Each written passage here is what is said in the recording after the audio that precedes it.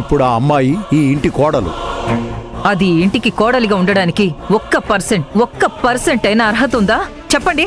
ఒకవేళ నువ్వు చెప్పినట్టు నీలవేణికి ఇంట్లో ఉండడానికి అర్హత లేదని నువ్వు అనుకుంటే పెద్దవాళ్లుగా ఆ అర్హత కల్పించాల్సిన బాధ్యత మనది. అది వదిలేసి ఇంకో పెళ్లి చేయటానికి ట్రై చేస్తున్నావు. ఇది నీకు తప్పనిపించట్లేదా కాదంబరి? లోకంలో ఎక్కడైనా ఇలా జరుగుతుందా? అదే నేను అడుగుతున్నాను. లోకంలో ఎక్కడైనా ఒక ఇంటి పని మనిషిని అదే ఇంటి కోడలిగా చేసుకుంటారా? అది తారక్ తీసుకున్న నిర్ణయం. దానికి ఎవరేం చేయగలం? ఇప్పుడు నువ్వు మరో అమ్మాయిని చూస్తే వెంటనే తారక్ వచ్చి తాళి కట్టేస్తాడా? వాడు ఆల్రెడీ నీ మీద పేకల వరకు కోపంగా ఉన్నాడు. నువ్వు నేరుగా వెళ్ళమంటే వాడు అడ్డదిడ్డంగా వెళ్తాడు. నువ్వు చెప్పే ప్రతి దానికి ఆపోజిట్గా చేస్తున్నాడు వాడు. ఇది కూడా అర్థం చేసుకోకుండా నువ్వు అమ్మాయిని చూస్తున్నావు. నేనేమనాలి?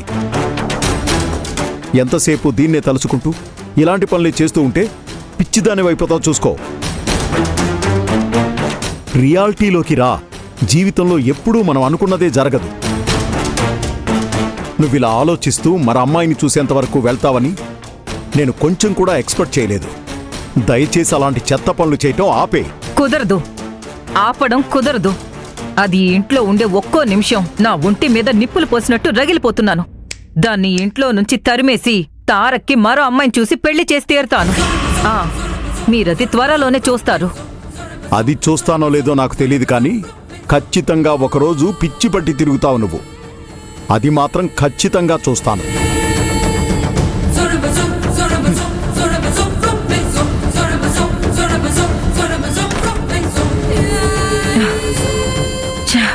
నాకు పిచ్చి పట్టడం చూస్తారంట. చూపిస్తాను. నేనంటే ఏంటో చేసి చూపిస్తాను.